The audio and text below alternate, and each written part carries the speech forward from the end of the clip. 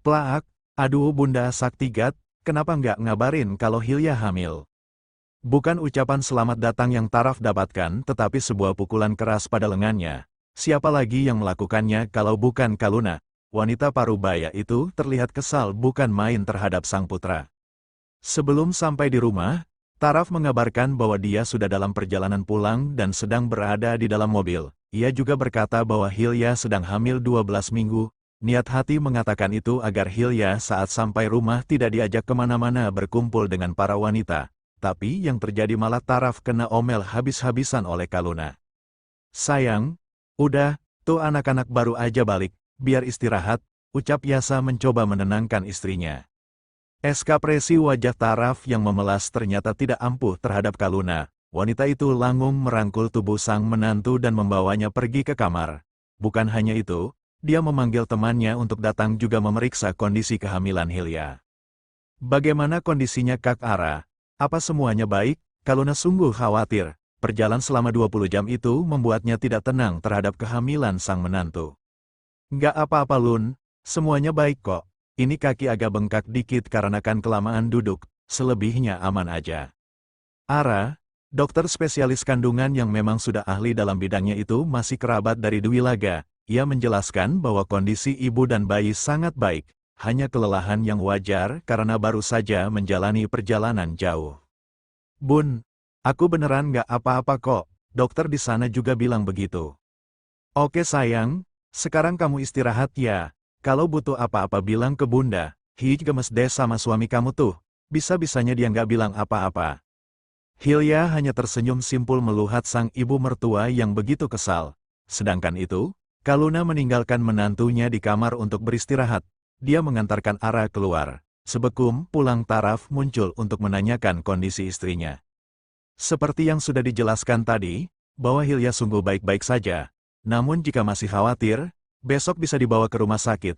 Tapi untuk hari ini biarlah Hilya istirahat dengan nyaman di tempat tidur. Senyaman-nyamannya pesawat first class tidak akan bisa mengalahkan nyamannya kasur untuk tidur. Makasih Tante Ara. Sama-sama Taraf, Tante pulang dulu. Ah iya, selamat untuk kehamilan anak pertama kalian. Taraf bernafas lega mengetahui bahwa Hilya baik-baik saja. Sebenarnya ia cukup khawatir juga pasalnya selama di pesawat Hilya sungguh banyak tidur. Plaak, ya Allah Bun, sakit, dari tadi digebukin mulu. Biar tahu rasa, Taraf tahu bahwa ibunya saat ini amat sangat kesal dengannya. Berita kehamilan Hilya yang sudah berjalan 12 minggu ini membuat Kaluna terkejut. Bukannya apa-apa, wanita parubaya itu hanya takut akan kesehatan sang menantu. Tapi Taraf juga bukan tanpa alasan merahasiakan hingga saat ini. Jika ia mengabarkan kehamilan Hilya saat masih berada di Swiss, percayalah bahwa Kaluna pasti akan lebih khawatir. Jadi untuk sementara Taraf harus siap untuk menerima omelan dari bundanya dalam beberapa hari ke depan. Kamu sih nyari gara-gara, ucap Yasa kepada putranya. Ish ayah, bukannya bantuin malah ngeledek. Oh tidak bisa, aku akan berpihak pada istriku. Kalau aku berpihak padamu, yang ada diriku tidak dapat tidur di kamar nanti. Taraf memutar bola matanya malas. Ia paham betul ayahnya begitu mencintai bundanya. Bucin, begitu orang bilang, semua itu karena Taraf tahu bagaimana perjuangan ayahnya bisa mendapatkan hati bundanya di masa lalu. Jadi jika ada kejadian begini maka Yasa akan selalu memihak sang istri lebih dari apapun. Tapi Taraf senang, dia bahagia melihat kedua orang tuanya yang masih harmonis hingga usia mereka yang sudah tidak muda lagi. Kabar kehamilan Hilya pun sampai juga di telinga Sulis, Yani dan Hafiz. Mereka bertiga sangat bahagia. Bukan hanya bagi keluarga Taraf, di keluarga Hilya pun kehamilan Hilya akan menjadi cucu pertama. Maka dari itu Sulis dan Yani nanti akan mengadakan syukuran 4 bulanan di rumah jika usia kehamilan Hilya sudah 4 bulan. Tidak bisa datang ke Jakarta bukan berarti mereka terhalang untuk melakukan itu. Alhamdulillah ya Mas, Hilya dan Taraf cepat dikasih kepercayaan. Iya Yan, semoga semuanya lancar dan sehat sampai kelahirannya nanti. Saat ini Sulis dan Yani tengah bersiap menuju ke rumah Tar dan Hilya yang sedang dibangun. Sudah jadi kebiasaan Yani selama hampir 2 bulan ini untuk membawakan makanan dan minuman bagi para tukang. Meskipun Taraf mengatakan bahwa mereka sudah mendapat uang makan, namun Yani tetap senang untuk melakukannya. Pembangunan rumah baru itu mungkin akan rampung saat Hilya melahirkan, atau mungkin memang diharuskan untuk selesai pada saat itu. Dilihat bahwa tukang yang bekerja bertambah. Apa tukang tambah so? Inji pak. Pak Taraf telepon saya suruh nambahin orang biar lebih cepat selesai. Warso adalah mandor yang ditunjuk oleh Taraf atas rekomendasi Sulis juga, sehingga jika berhubungan dengan pembangunan rumah tersebut, Taraf bisa langsung berkomunikasi lebih lanjut dengan Warso. Meskipun Sulis mengawasi, tapi yang lebih tahu pastilah mandornya. Walah, sombongnya Raram, nggak ketulungan, mentang-mentang mantu nekaya, langsung bangun rumah, TCK, beneran benalu ya emang. Sulis dan Yani seketika itu menoleh pada sumber suara. Wajah keduanya langsung berubah melihat siapa yang baru saja berbicara. Anjar, agaknya wanita itu masih belum berhenti berbicara buruk terhadap keluarga mereka. Anehnya, saat waktu itu Taraf datang, Anjar tidak berani bicara. Jangankan bicara, untuk menampakkan batang hidungmu tidak. Wanita itu entah punya dendam apa terhadap Sulis dan keluarganya, hingga selalu bicara kasar dan menyakiti hati. Inginnya Sulis dan Yani sebenarnya tidak ingin menanggapi, tapi Anjar semakin keterlaluan dalam bicara, terlebih saat mengatai anak kedua mereka yang ibaratnya tidak pernah melakukan salah apapun terhadap Anjar. No, si Hafiz, suruh enggak cewek kaya, biar hidupnya gampang kayak Mbak Yunya. Bu, Boyo sudah, kami lo nggak pernah bikin salah sama ibu dan keluarga, tapi kenapa tuh Bu Anjar selalu mengusik kami? Ini lagi kenapa Hafiz dibawa-bawa? Ibu Anjar ini kan istri kepala desa, seharusnya ibu itu ngayomi warga, bukannya mencaci. Wajah Anjar merah padam karena marah. Ia tidak menyangka bahwa Yani yang selama ini diam ketika ia sudutkan kini bisa berbicara begitu berani. Ia menjadi tidak terima saat omongannya dibalas seperti itu. Halah, ndak usah sok ngajarin, aku lebih tahu apa yang kudu kulakuin, pengen ngerti salahmu kamu ada di tempat ini, kui salahmu Yan. Klek Broom, astagfirullah, ya Allah, sebenernya Ki, kok bisa tuh Anjar kayak gitu?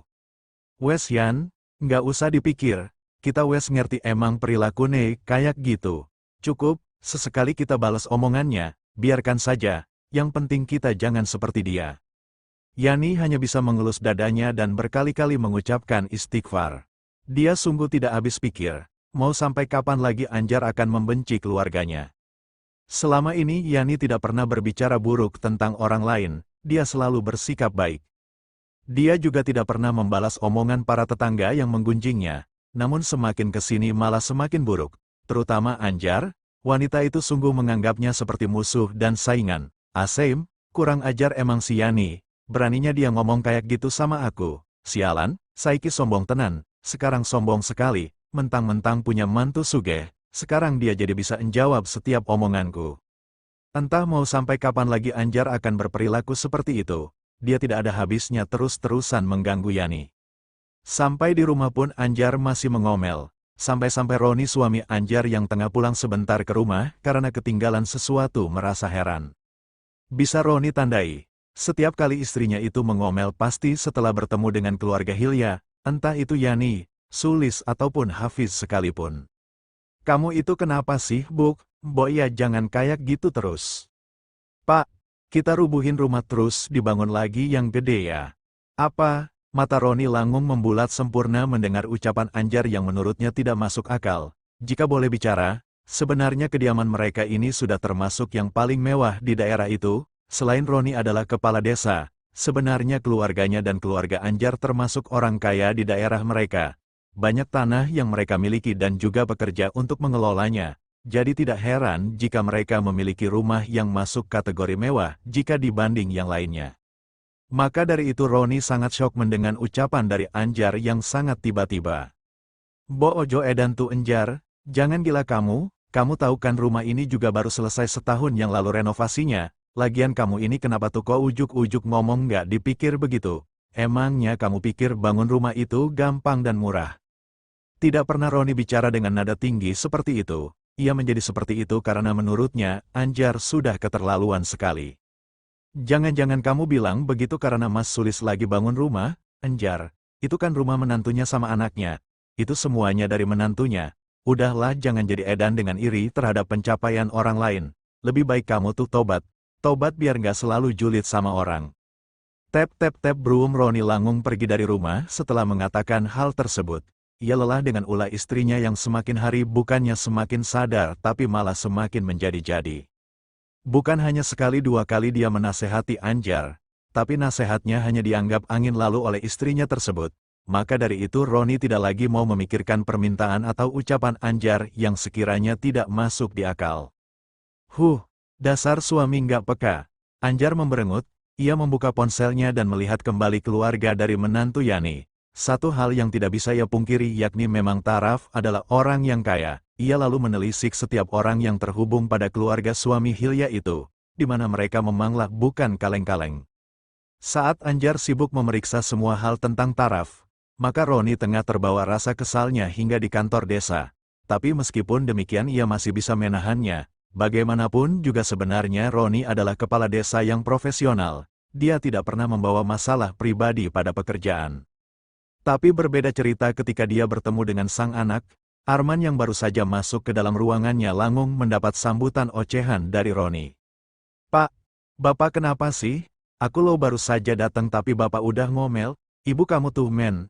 Tobat Bapak yang ngerasain, dia masa mau bongkar rumah karena lihat mantu Mas Sulis bangun rumah, apa?" Arman terkejut, ia tidak habis pikir bahwa sang ibu bisa berpikir semacam itu. Ia tidak menyangka bahwa ibunya masih juga belum berhenti mengusik keluarga wanita yang pernah ia sukai dulu.